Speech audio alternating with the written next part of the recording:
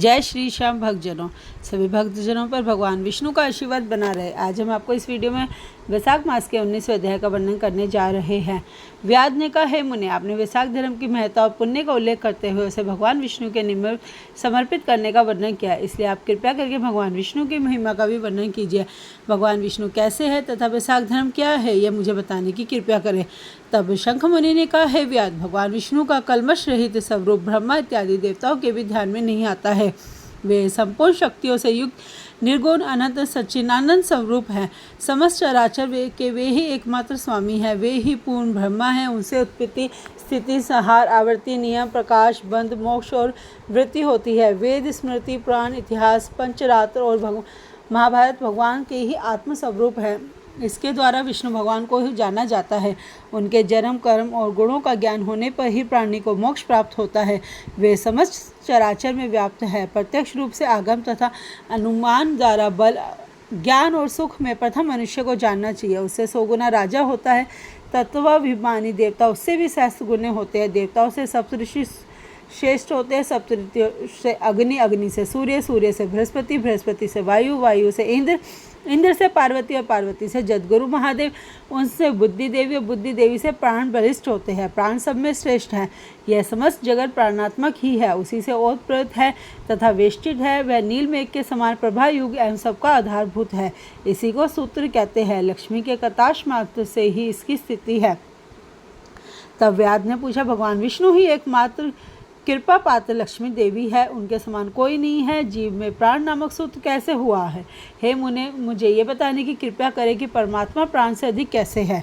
शंख ने कहा, हे व्याध, प्राचीन काल में भगवान नारायण ने कमल योनि में ब्रह्मा आदि को रचकर सभी से कहा कि मैं ब्रह्मा को तुम्हारा राजा बनाऊंगा और तुम में से जो सर्वश्रेष्ठ है वह युवराज बने, परंतु उसे शील, शौर्य और औदार्य आदि गुणों से संपन्न होना चाहिए। भगवान के वचन सुनकर देवता इंद्र के पास जाकर विवाद करने लगे। कोई सूर्य को, कोई इंद्र को, तो कोई अन्य को श्रेष्ठ कहता था। जब वे लोग कोई निर्णय करने में असमर्थ रहे तो भगवान के पास गए, बोले, हे प्रभु, हमने आपस में बहुत विचार किया, परंतु हम में से कोई भी अधिक श्रेष्ठ नहीं लगा। अंत आप कृपा है, इसका निर्णय करने की कृपा करें। भगवान उनकी बातें सुनकर जोर से हंसने लगे। वे विराट रूप शरीर में से जिनके निकलने पर शरीर गिर पड़े और उसके प्रवेश होने पर वह पुनः खड़ा हो जाए, वह तुम में सर्वश्रेष्ठ है। भगवान की बात सुनकर जयंत भगवान के पावों में से निकल गया तो लोग उसे सब पंगु कहने लगे।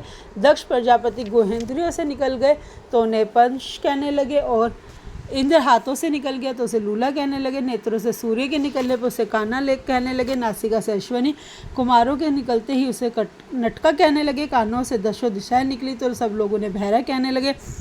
जीभ से वरुण के निकलने पर उसे अरसग कहने लगे। वाणी से अग्नि निकला तो उसे गूंगा कहने लगे। रुद्र मन से निकले तो उन्हें जड़ कहने लगे। सबके निकल जाने पर भी शरीर गिरा नहीं। अंत में प्राण के निकलते ही शरीर गिर पड़ा और उसे मृत कहने लगे। तब भगवान ने कहा, जो उसे उठाने में समर्थ होगा वही सर्वश्रेष्ठ है। पुनः सभी देवताओं ने कर्मवद रूप में प्रवेश किया, परंतु शरीर मृत ही रहा। अंत में प्राण के प्रवेश करते ही शरीर उठ बैठा। तब सभी देवताओं ने निश्चय किया कि बल, ज्ञान, धैर्य, वैराग्य और जीवन से भी अधिक प्राण ही समस्त देवताओं का अशीवर एवं व्याप्त है। अंत उन्होंने प्राण को ही युवराज बनाया और उनके सम्मानार्थ सामवेद का गान करने लगे। इसी कारण यह चराचर सृष्टि प्राणात्मक है। प्राण सर्वव्यापक है और सबका मूल है।